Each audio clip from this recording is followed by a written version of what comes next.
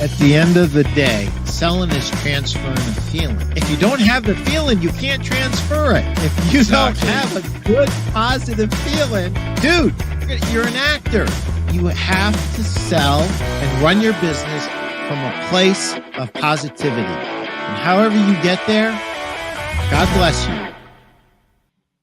Welcome to the Primeau Show. It is episode 172, Adapt or Die with Mike Juoni, the Senior Vice President of Commercial Operations, which is code for anything sales and marketing. Mike Juoni is the man at Corsicana. And before we get to Mike, let me just pay the bills really quickly. Hey, if you haven't bought my book, Sell a Million, what are you waiting for? 101 tips for furniture and mattress store owners to sell another $1 million or more this year. Something you should know about this book. There's not one original thought from me in here.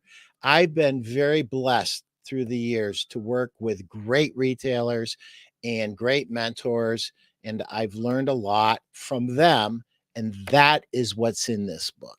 And if you invest in this book and you have a question on how to implement something, just call me at 419-560-3169, and I'm happy to help you for free. If you get a chance to say hi to either Steve Hauk or Greg Gent today from the Mattress Industry Network group, please tell them that I said thank you for sponsoring our show. Over 2,600 strong. If you want help in building, marketing, selling, and succeeding in the mattress industry, it's a free group on Facebook. Join the group today. Tell them Pete sent you. Hit that QR code right there and join the group. It's a great group. Everybody's in there, from executives to owners of furniture and mattress stores to owners of manufacturers. Sales reps are in there. Sales pros that work retail are in there. Everybody's in here. Join now and tell them I sent you if you get a chance. I am so excited to have Mike Juoni on today. Chris, did I forget one of my sponsors or am I good to go? So anyone who needs a podcast, you got to get Chris Stone to do your podcast for you because he's like a lifesaver.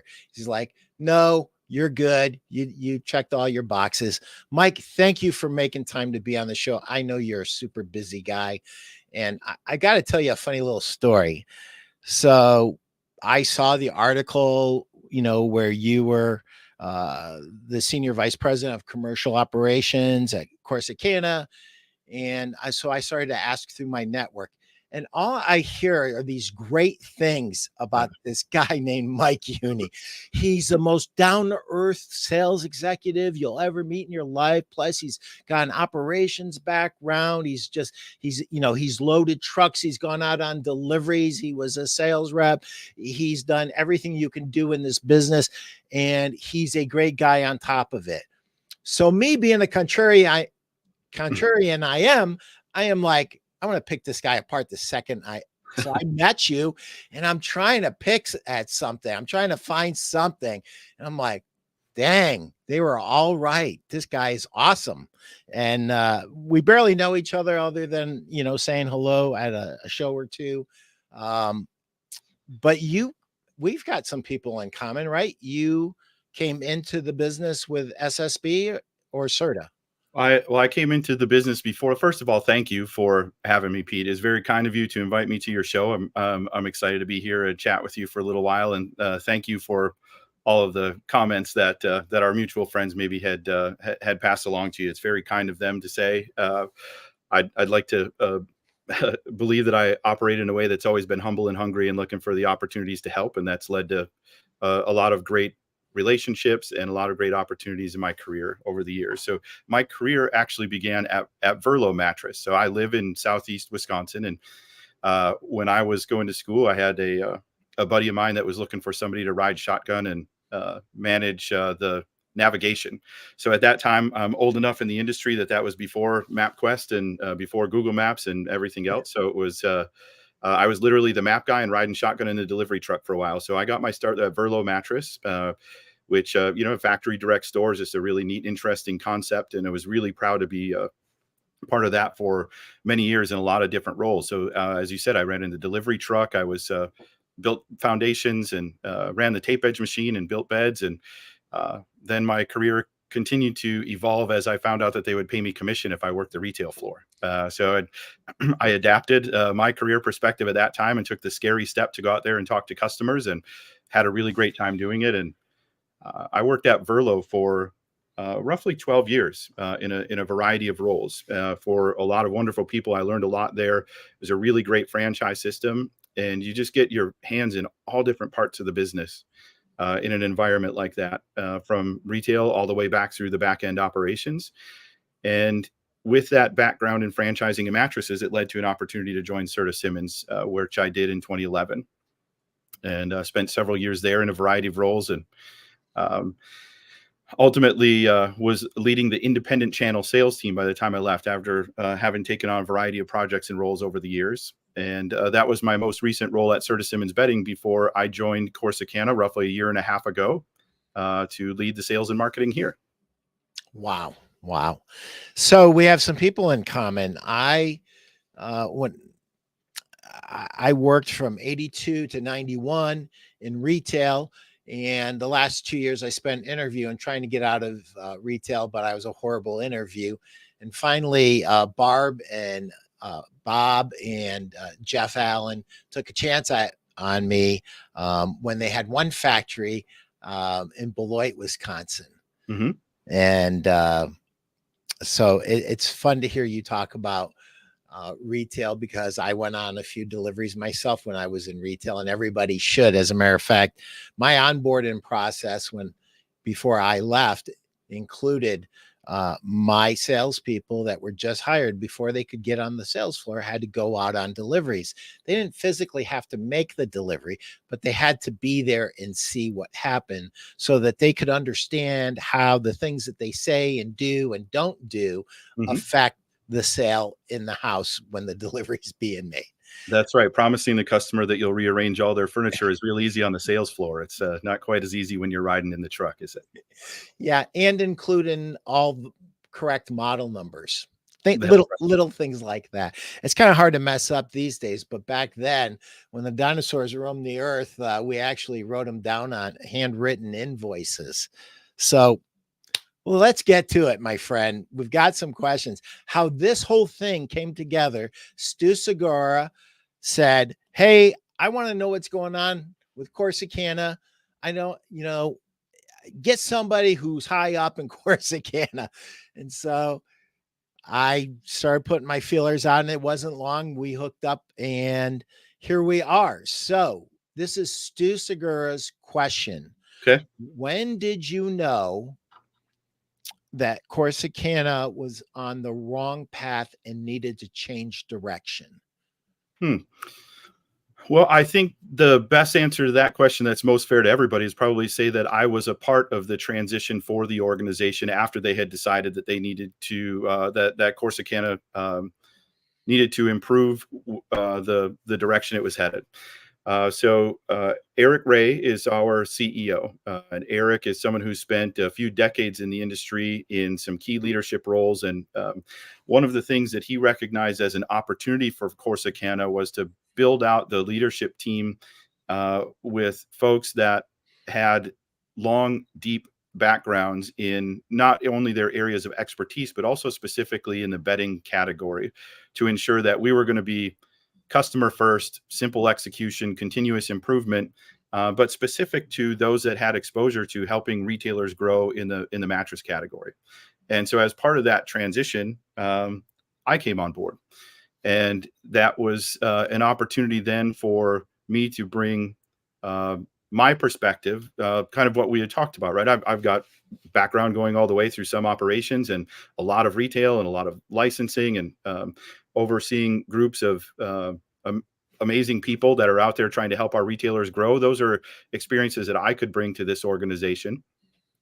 But more important than me are a lot of the other support structures for Corsicana that were also in place. So Eric himself, again, decades in the industry, successful leadership roles, When you look at Sally, our chief financial officer, again, decades in the industry, successful leader in finance within the mattress category.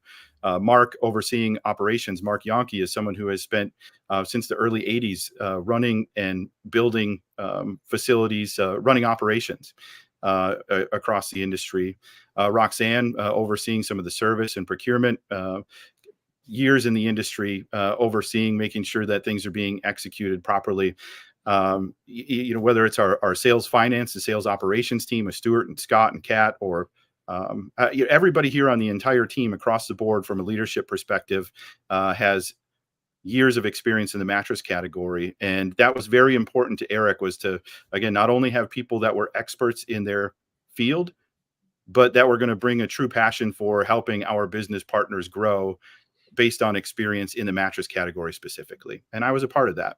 So whatever that tipping point was for the organization, I can't say, because I was part of the transition after the fact, but I'm excited to be a part of it. Even having only been here for a year and a half, I am even more excited now for the opportunities in front of Corsicana Mattress Company than I was when I got here. Just a great team of people who all want to win. And every single day we talk about as a group often that we operate, even though we're a 50-plus-year-old company that has a great legacy of being very successful in the industry. In a lot of ways right now, we are operating very much like a startup in regard to the entrepreneurial spirit on how can we continue to get better? How can we continue to get better working together as a team? How can we continue to get better servicing our business partners? And it's a very exciting environment to be a part of right now. That I really want to dive into that, but unfortunately, we have a rule here on the Pete Primeau Show, and that is listeners' questions have a priority. So Stu has a follow-up. As a store owner, I'm finding that some of the people whom have been around a long time can often be the ones who are struggling to adapt. You're doing it at a large scale. How does a small one do it?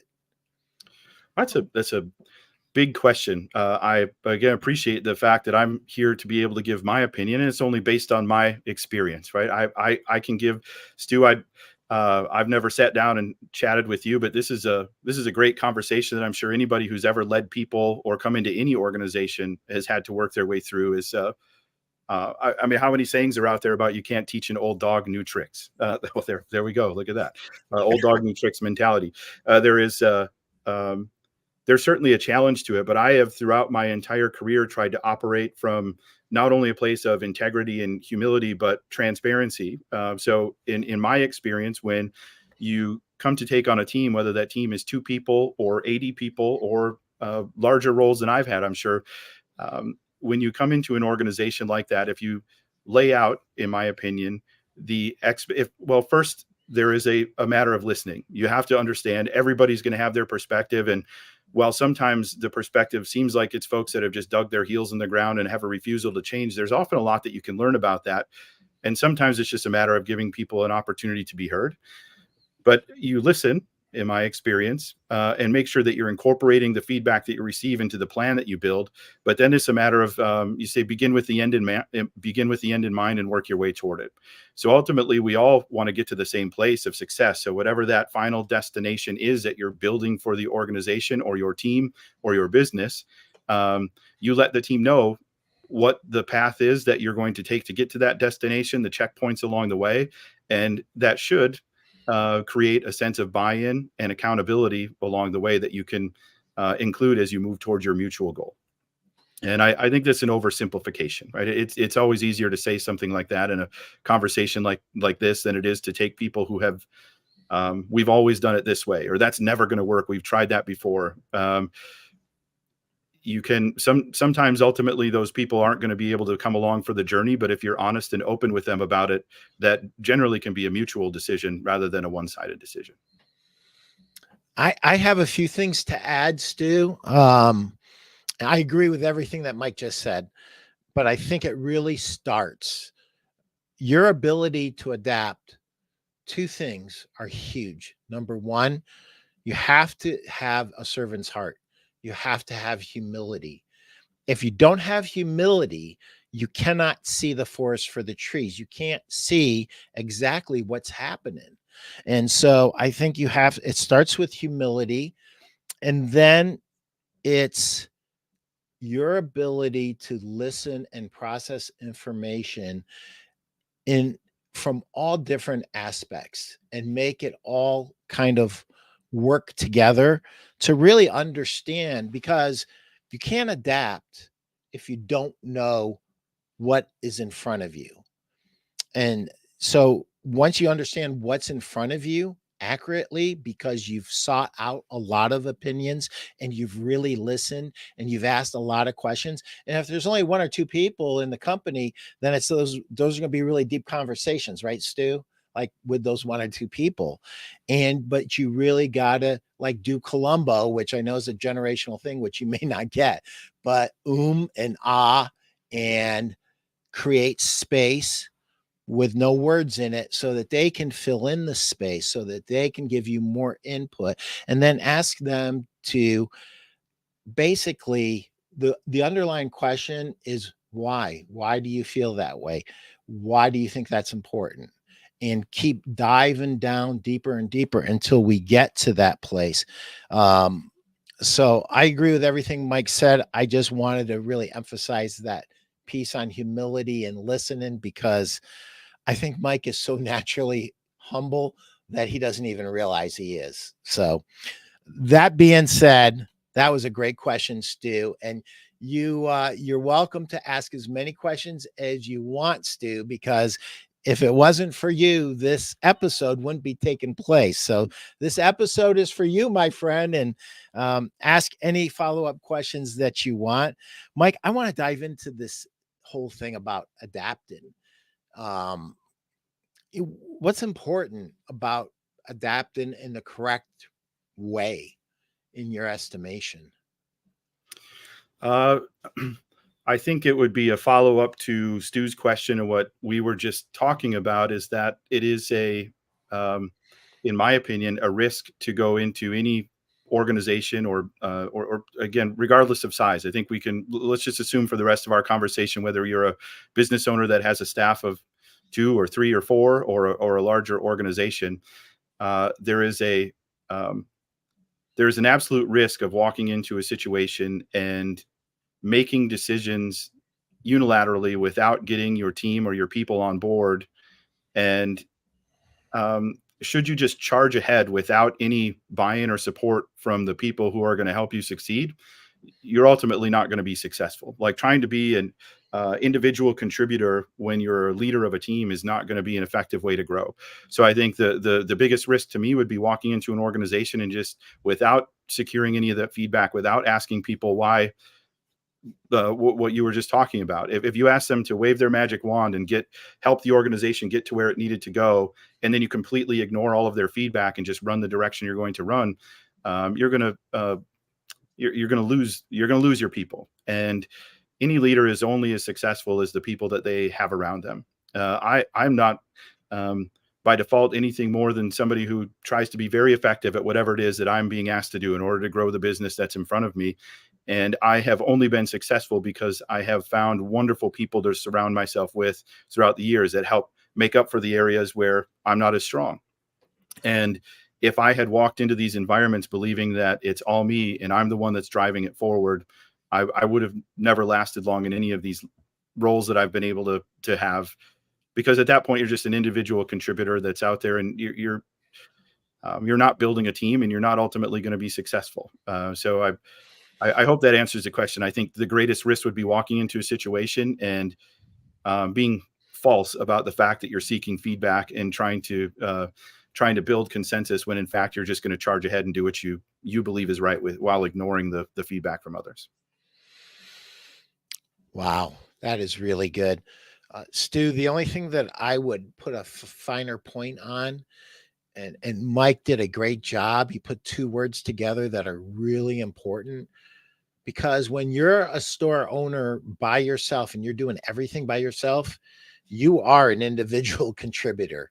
You are the sales superstar, you're the delivery superstar, you are the business.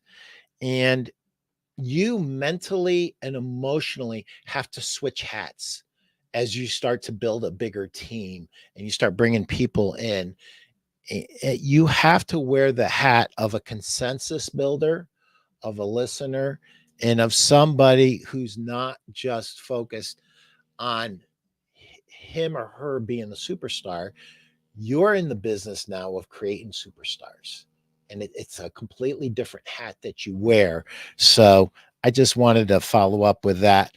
So, Mike, I want to give a little shout out to somebody. This might come as a surprise to you, but Scott Montague was a mentor of mine. He's a part of your team, and I couldn't have been happier when I saw that he became part of your team.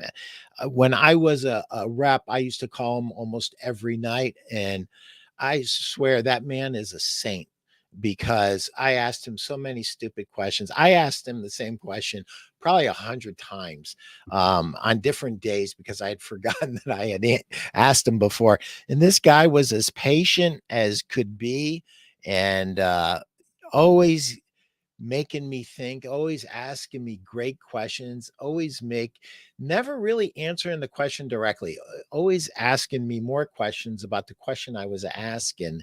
And it's that kind of deep thinking that I think you bring. Uh, those are the kind of people that you want on your team, Mike. And it's funny because I say it in a very simple way. It almost sounds dumb the way I say it. You attract what you are.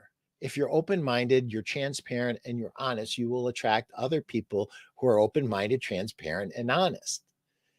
It's just the way it is. Over time, look at what you've attracted and what you've tolerated and what you put up with. And that is ultimately who you are as a manager and as an executive manager, I might add.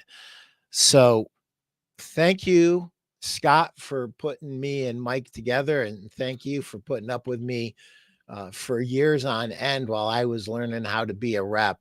My transition from retail for 9 years of retail to being a rep was not an easy one, Mike. It's a difficult transition for everybody, and Scott he's a great human being, and I'm sure he's out there listening right now. So Scott, just enjoy the shout out here that you're getting from a couple of people who think a lot of you. But Scott is a good example of part of the team that I on the team that I have right now. There are a lot of people that I didn't have experience with prior to coming here, and there are a few people that I did have some experience with throughout my career. And Scott Montague is one example of that, and somebody who has spent a long time in the industry. Is generational. I know that. The folks that Scott knows going back decades again in the industry, it's impressive and fun sometimes to hear some of the stories about how far back things go, or who he was a rep for back in the day. Now that they still have an ongoing relationship. But I think that Pete, one of the reasons we've been able to connect so easily is that within this industry, we're never more than 1 degree of separation from one another. It seems it is an industry that, in my experience, there are a lot of great people who are very willing to pick up the phone and act as a mentor to you, to bounce things off of. And Scott is one of those where I'd like to believe that I'm the same way, where ideally we're helping ask the questions that lead people to finding their own answer, which is always a much more productive than simply giving an answer and then stepping away. Right? It's the teach a man to fish strategy, I suppose. But it's Scott's a great example of that. And there are there are so many people on the team now that I would be lost without, because they bring, some of them will bring a passion and energy. Not that I lack the passion and energy. If you work retail, if it's part of your introduction, right? If sales is ultimately a transfer of enthusiasm, if you can't be enthusiastic and believe in what you're doing, and then you're not doing the right thing, or you're ultimately not going to be successful. But I've got some bigger personalities than me around me that are going to bring the energy and they're the tenacity and the patience, and each of the team brings something different and special to our organization. that when you look across the entire sales team and marketing team, and again, the rest of the entire organization, not just the commercial team, but you have a whole lot of people here who want to help our business partners improve. And this is something that the most successful points in my career have always been when you've been able to find a win-win scenario between the organization itself, and the team, and ultimately the customer. And there are, in almost every case, in every situation that you'll ever be a part of, if everybody's open to finding a solution, you can create these win-win scenarios. And I love being surrounded by people that are going to help me find the reasons and the ways that we can do something, rather than the reasons why we can't do something. So one of the things that I learned about you is you're very focused on the culture that you're bringing. And, when we picked our topic, adapt or die, and it's been a challenging year in 2024. And there are people who are adapting, and then there are people that are packing it in as well. When I think about who adapts and why they adapt, I think that there's some personality characteristics that allow you to do that. I'll never forget this as long as I live. I was hired at Serta, and I had to meet Burt Kaplan.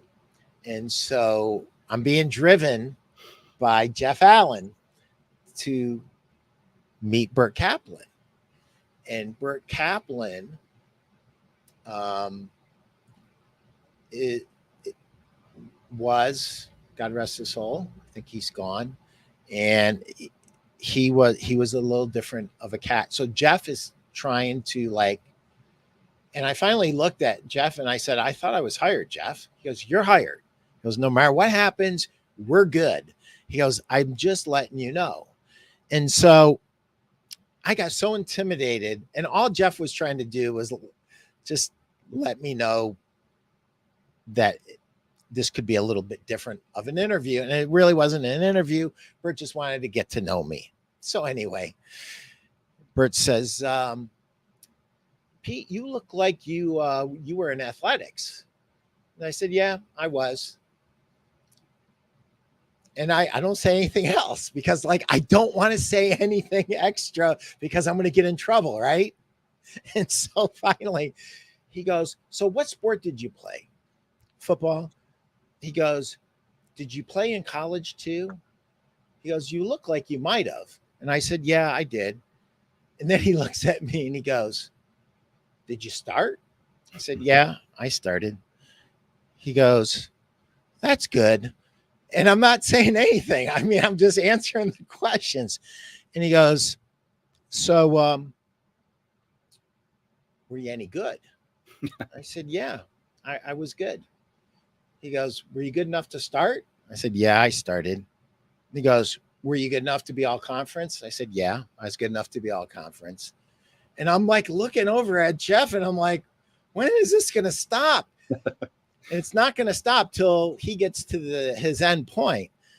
And so he goes, so you were all conference. How many years were you all conference? I said 2 years.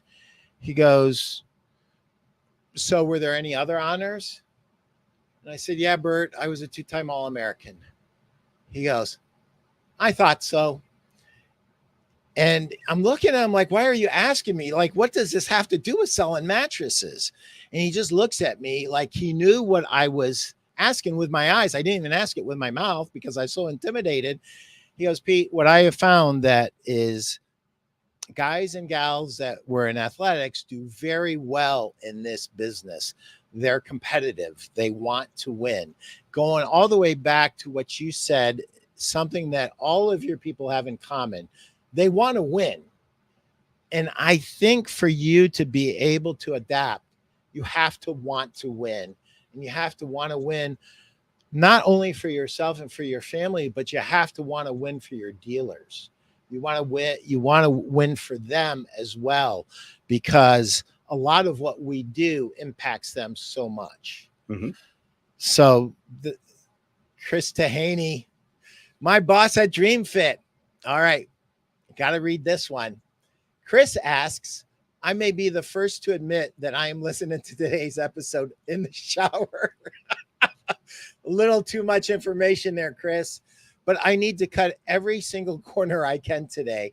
But I wasn't missing this one. Great guest today. Yes, I do have a great guest today. Oh, Thank you, Chris. that's kind of you to say. Pete, what you're talking about right now with people or helping the dealer win, though, this is like, it's the same. All of this applies to, like, even if you go back to when you're in retail, if I would have walked out on the retail floor and was only concerned about exclusively and solely or heavily weighted toward only my commission, and I was trying to force something onto the retail customer, ultimately that transaction's not going to be as helpful as if I have an effective process where I comfort test them and I introduce all of the peripherals for the sale early and often, all of the things that if we're taught well, we're taught are going to make a successful transaction, really are customer first. And that same exact principle is the same thing, just scaled out, whether it's for if it's me working with a retail customer, if it's our representatives working with a retail partner, if it's me working with my team, like if I help my audience, whoever the audience is, if I help them win, ultimately it's going to put me in a place to win.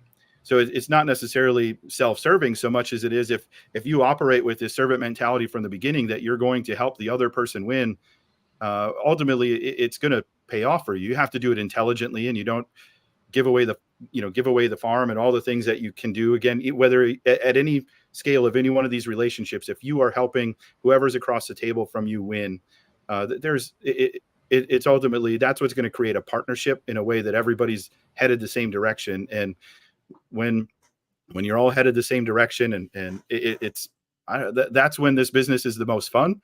But it's also the most productive, and also those type of partnerships are what allow you to have difficult conversations when you need to, whether it's one of your teammates or whether it's a business partner or a vendor. When at some point in any good partnership, something is going to become difficult, and if you've been transparent and honest, and they know that you have their best interest at heart, it gives you the opportunity to sit down and have what can be a difficult conversation and still make it productive rather than damaging to the relationship. Yeah, I call that building equity in the relationship, and we do it hundreds of little teeny tiny ways. And I think most relationships, it doesn't matter if it's a personal relationship or a business relationship. They're built with little small steps, like holding the door for the other person, little things, lots of little things, learning the names of people's spouses, learning the names of their children. Stu Segura, I am quite impressed with the wink bed, not only design, but feel and quality. What else do we have to look forward to from Corsicana? Well, Chris, can you pull up that wink bed so I can take a peek at it? I think I know what it looks like. It's one. Yeah, while Chris is pulling that up, excuse me. Thank you, Stu, for bringing up the wink bed itself. Is something that we were really excited and proud to be able to launch at this past winter market. And it's been really exciting to see some of the results. Ultimately, like what we're talking about here, we've got to help put people in a position to win. And these beds are selling through at retail in a way that's driving great tickets and great margin. And we're helping our retailers grow their business by putting this out into the marketplace. And we're proud to be partnered with the Wink Beds team on it.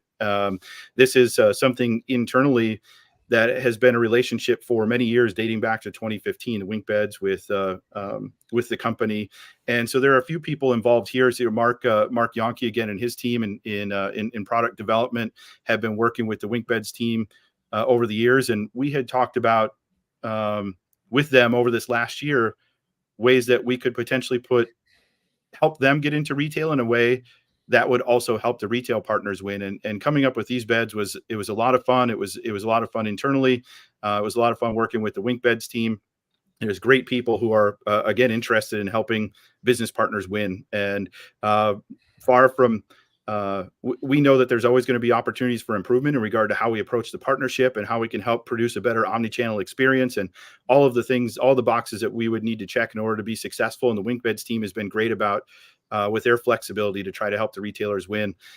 In regard to what else is in the pipeline, these WinkBeds, you also saw at Winter Market some of our own internal brands, a relaunch of a Knightsbridge brand completely with a brand new product line that had a really cool look and design to it, and also some phenomenal builds with just great coil on coil construction, really unique profiles and fills throughout, and with inverted seam or tape edge. There's just different looks and feels you can capture with this. Or the Sleep Fresh was another example that was very eye catching and brought a lot of attention to our marketplace with the covers here. These are examples just from this past winter market that we brought forward that not only incorporated some great visuals that help draw the customer's eye to the product in the showroom, but are also very, very well constructed and true to our legacy, provide some amazing margins for the retail partners to help them ultimately reinvest and grow their business. So the question was, should you expect to see more? Absolutely. So these were some exciting things that are on the higher end of the portfolio relative to what Corsicana has historically been known for. We have continued to embrace the promotional opening price point. All of the beds that are beneath these beds that we launched in price point have also been under review, in everything from, you're going to see some new and exciting things come out this summer market from Corsicana, not to the point where I'm ready to talk about it or launch here, but make sure you're staying in touch with our reps and coming out to see us at market and some of the shows post market. We'll have some exciting updates there, and we're already working on some of the things that we're really excited about even for our January relaunch. So that type of innovation coming from our product development team by working with us on the sales team, all the way across the board, as well as taking feedback from our retail partners. That is what I believe you should come to expect from Corsicana now, is not only great values, but also exciting innovation. I have never met. Oh, here we go. Stu, you're carrying the show today, brother. A few new dealers, such as myself, only carry the 15-inch and 17-inch versions. We aren't listed on the dealer locator just yet. How do we contact to get on there? I heard a rumor we may not get on there. Oh, the WinkBeds team is open to putting retailers on the store locator page. Their only ask is that the retailer also place the original WinkBed. So the 15 and the 17-inch are the WinkBeds that we showed that were intentionally designed separately for brick and mortar retail. But in order to kind of complete the process for a customer that may have visited the WinkBed site and also wanted to see it in person, the WinkBed's request is that for anybody who places the original bed, they would then put them on the store locator, and you can work through your rep who will contact. We've got an internal point of contact that would make the connection with the WinkBeds team. But if for whatever reason you're uncertain, Stu, you can always send me an email directly. There you go, Stu. Great question. I do not know Mark Juoni, but I do know him by reputation. You can tell a Mark Juoni bed because it's tailored better than the average in the industry, just like you could tell an Ed Wolf bed back in the day and a Leo Echeverria bed back in the day when Leo was working with Sutherland, when they had great tailoring. All right, Stu's going to add the original. Very good. That's amazing. That's yeah, it was a request that came up at the winter market that we weren't necessarily anticipating that folks would be really interested in placing that original bed. So we've had a lot of really exciting results with the beds that the 15 and the 17-inch that you referenced that were for brick and mortar retail, and also a really strong interest in placing that original bed and tying to the store locator. And that is a relationship that I expect is going to continue to evolve. We've got a really great partnership with that WinkBeds team, and they're really excited about trying to figure out how to help brick and mortar win and create one of those win-win-win scenarios that we were talking about earlier. So the interesting thing about really good operations guys is they can help make us so much stronger as salespeople, because we sell from our cup of belief, and our cup of belief in ourself has to be high, but our cup of belief in our product has to be high, and they impact that directly. But our cup of belief in our company has to really be significantly high. That's where we pour into our customers from. And when you have a guy like, I was so spoiled, Mike. I worked uh, at the original Beloit factory that, Bob and Barb and Jeff built with Frank Lane. Mhm. And, I didn't know it. I thought Frank was just some old cranky guy, but Frank would always say this to me: Pete, I'll do whatever you need. Here's a situation. Here's what I'd like to do, but you tell me what I need to do to make your customer happy. I thought it was going to be that way at every company. And what I've learned is it's not. These guys, like these Mark Yankees that you have, they are rare. And often you find out that they came off of the same tree. Like Ed Wolf came off of the Frank Lane tree. Um, they had a commitment. One time, I don't know if you heard this story or not. One time, the box spring department quit when we just had one factory in Beloit, Wisconsin. And so Frank walks in and goes, you, and you. And it was Bob Sherman, Barb McKay, and Jeff Allen. You're my box spring department. Let's go. And he taught them how to make box springs. They Sure. were they were sales executives, and one was the president of our company, and they got their hands dirty. And forever, there's this culture in that company that, like, we all pitch in, we all help. Jeff Janakovo checking in on the road, heading to Beth and conference, Bed-In conference. Happy that Corsicana has Mike's leadership.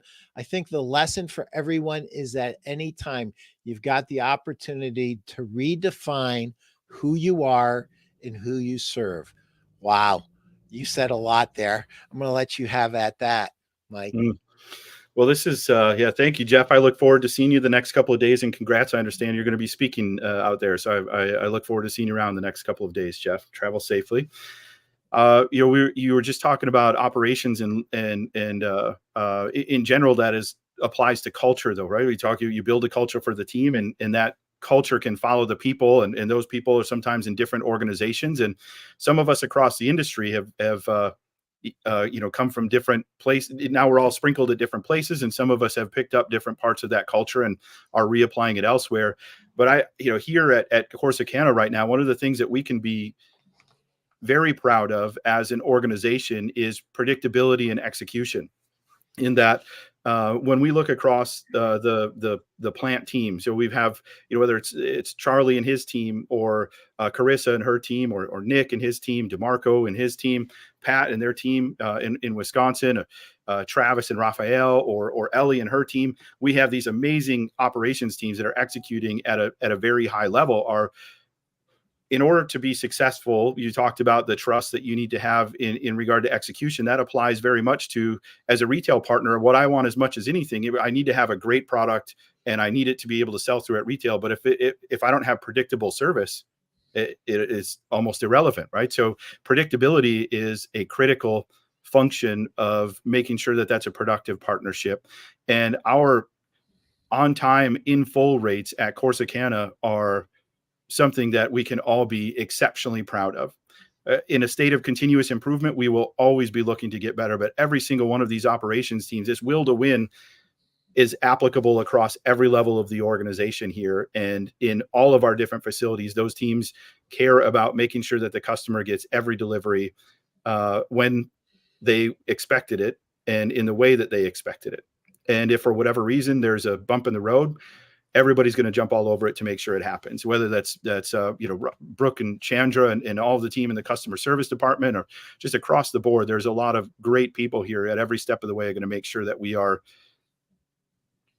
we want to make sure that every retailer looks at us as one of the premier suppliers in their operation. And every day we know that if we execute on that mission, it's going to put the retailer in a better place to win, which is ultimately going to strengthen that relationship, just the way we've been talking about the entire call. Yeah. And, the interesting thing, Mike, is we as salespeople can do all the right things and it can get undone at the point of delivery, right? That's the last touch point. It is. And it's really neat when the entire company is pulling together, and it's a beautiful thing. It's a beautiful thing when you reach out to your partners on the delivery team. And I can't tell you how many times I bumped into our drivers. And they're like, "You're the only salesman we see out there." I go, "Well, you're the only driver I see out there." And, you buy him lunch, or you buy him a sandwich or something, or you do a little something for him. And, you're just saying, "You're important to me. You're important to our customers. We're all in this thing together." I got to tell you this, Mike. You probably heard this, but you weren't around for it. I get a call from Barbara, and she says, "Pete, we're having a picnic for the 4th of July. It's going to be a really nice affair. I know you're 3.5 hours out, Pete, but it's really important that you be there. I need to tell you it's not mandatory, but Pete, it is." Like, okay. So pack everybody up. We make the plans. We go. It's a great event. I can't even begin to tell you all the cool stuff. I mean, it was way ahead of its time. And Bob wanted to have a meeting with sales in the office and ops. And so we all left our families. We all went in a room, and he goes, "You guys have had a ball all day, and I want you to keep having fun. We're just going to talk for about 15 or 20 minutes, and then you go back and have fun with your families. I really didn't want there to be any business, but there's something that we need to address." And he looks over and he says, "Office, I'm tired of you complaining about the salespeople. In operations, I'm tired of you complaining about the salespeople. If you didn't get sales from these salespeople, you wouldn't have jobs." And I'm like, yeah. Internally, I'm going, "Yeah, you tell them." But now he says, "Salespeople, I'm tired of hearing you complain about how the office screwed up one invoice when thousands were right. I'm tired of you complaining about the driver screwed up one delivery in 2000." And he did the thing with the drivers and said, "Stop complaining about sales. Drivers, stop complaining about the office. Either we're gonna rise together and we're gonna be very successful together, or we're gonna bring the ship down because we're not working together." I gotta tell you, I'm telling you this again. It's like 30 years later, and I'm getting goosebumps Mm-hmm. because it was one of the most impactful speeches I've ever heard an executive give. And it was funny because, was I a little bit guilty of not treating my operations people the way I should have? Yeah, I was. Was I a little bit guilty of treating the office girls like they were my servants, not my teammates? I was. And I went to each and every one of them and I made sure that we were cool. And I think everybody in the company did the same thing. And it was magical. And that's part of what I hear you're doing, brother. That's nice of you to say. Well, if I were to take credit for it, I would be doing disservice even to the strategy that you're talking about right there. And plus, it would be unfair.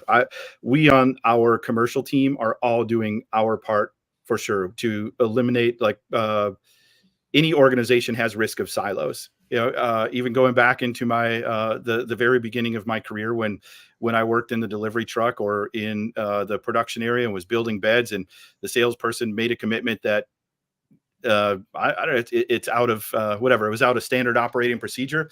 It's easy to blow your top over it and get frustrated by it until you have to work the sales floor and interact with the customer, and vice versa. To your point, I'm glad and not surprised to hear that speech was made. That was something that carried on early in my career at CERTA before we came SSB. I heard similar messages, and I think it's important for all of us in our career that there's a natural frustration for operations people are built in a way and operating in a way that the more efficient we can make them, the more successful that they can be. And that means repeatable, consistent processes.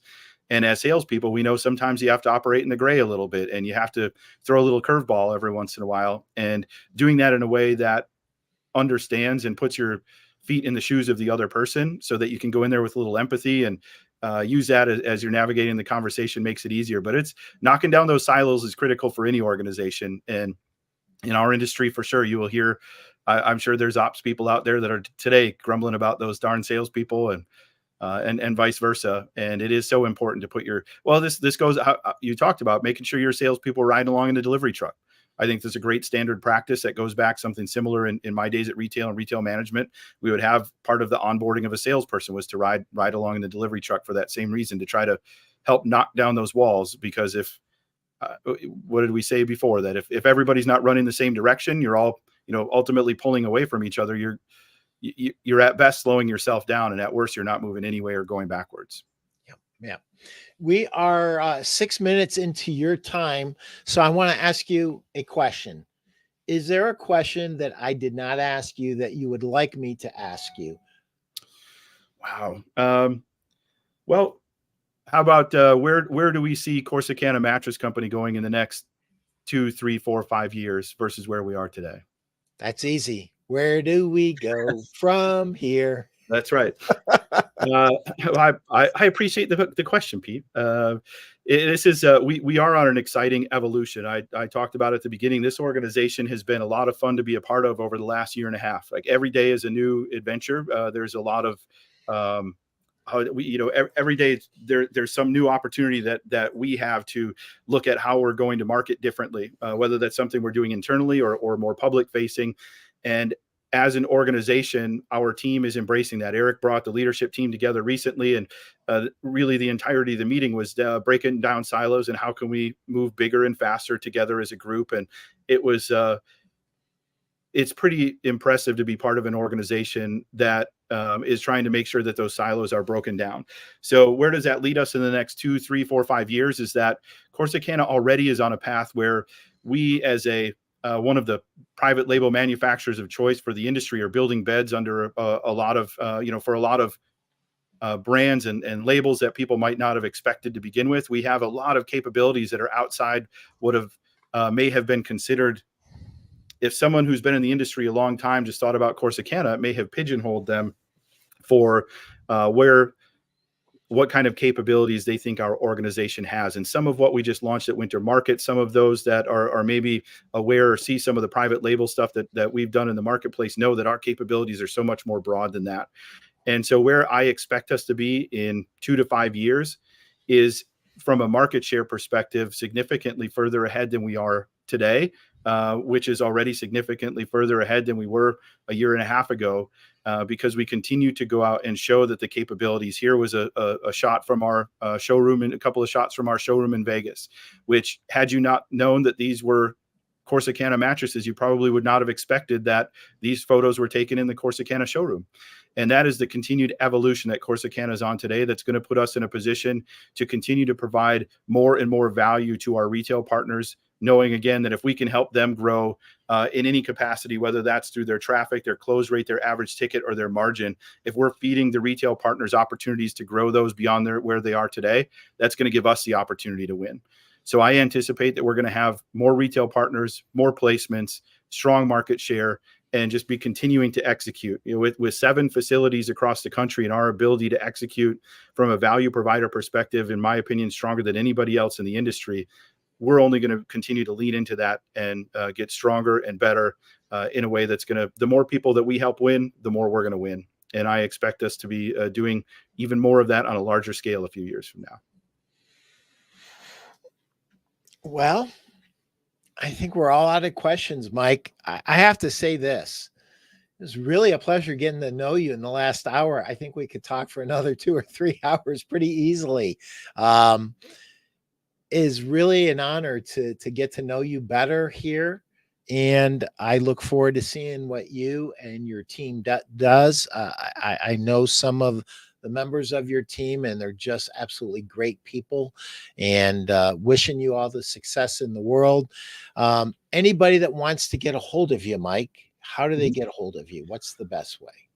So I see LinkedIn is flashed up here. LinkedIn is certainly a great way to connect. I've got a unique enough first and last name that if you wanted to reach me personally for any reason, it's Mike Juoni at gmail.com or muni@corsicanamattress.com. Or my number I'll put out there too is 262-215-6833, 262-215-6833. And if I'm not going to be the one to help you directly, I'll connect you with someone on our team who will. I've got an amazing team across every single one of our channel leaders and our regional leaders. There are some really great business people on our team that I'm really, really proud to be a part of. And I'm grateful for this opportunity here that, again, led from one of our mutual connections is what started this. And Stu, who asked the initial question, thank you. But Pete, I'm very grateful for the opportunity to get on here and chat with you a little bit. And as you said, it's we could sit down and I'm sure swap stories about some of our mutual connections for a while, but I'm grateful for this hour that we had. Thanks, Mike. Everybody, go forward and sell 1 million this week. Thank you for being here, Mike. Thank you, Pete.